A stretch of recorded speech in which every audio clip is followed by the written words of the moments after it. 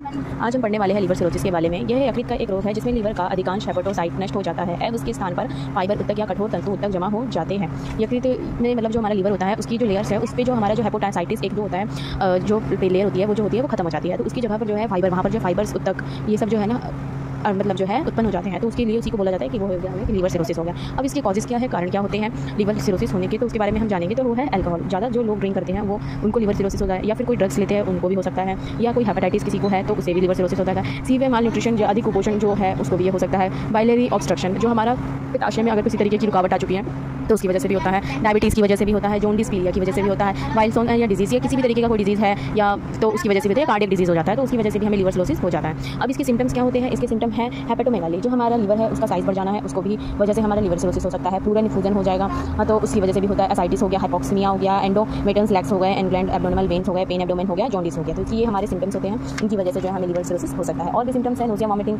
Diarrhoea, इनकी वजह से भी हो सकता है।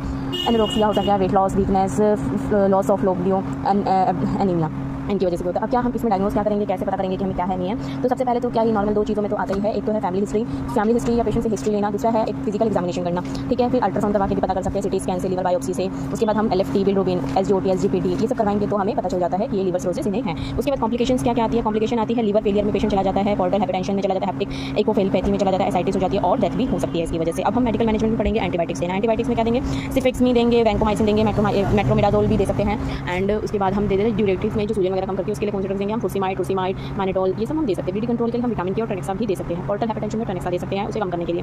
रक्त में अमोनिया कम करने के लिए हम ओरली लैक्टोलोज भी दे सकते हैं। लीवर सिरोसिस के रोगी के वो हम जो है कौन से भोजन जो प्रोवाइड करेंगे, कौन से मतलब जो है फूड उन्हें बोलेंगे लेने के लिए। तो सबसे पहले तो लो प्रोटीन डाइट है बोलेंगे वो। उसके बाद हाई कैलोरीज फूड जो होती है बोलेंगे। लो सोडियम, नमक की मात्रा कम लेंगे, 400 से 800 ही लेंगे। उसके बाद है लो फ्लूइड इनटेक, फ्लूइड भी जो है कम लेंगे। उधर ये दबाव कम करने के लिए हम क्या करेंगे, एब्डोमिनल पेनक्रेटाइटिस करेंगे, पेनसिनटाइटिस ये हो गया। उसके बाद सर्जरी के द्वारा जो है पूरी नसों को हम जो है निर्माण बांध देते हैं। उसके बाद है साइक्लोनॉल शटअप करेंगे, लीवर ट्रांसप्लांट भी कर सकते हैं। नोजिया वॉमिटिंग के लिए हम जो है बेंजीमाइड, एमसाइड, पारिनॉम ये सब जो है दे सकते हैं। उसके बाद जो है हमारा ये लीवर सिरोसिस का टॉपिक है जो यहीं पर खत्म हो जाता है। अगर इसके में अगर अच्छे से समझ में नहीं आया या और भी कोई अच्छी जानकारी चाहिए तो प्लीज़ मुझे बताएं, ठीक है। Bye, thank you so much.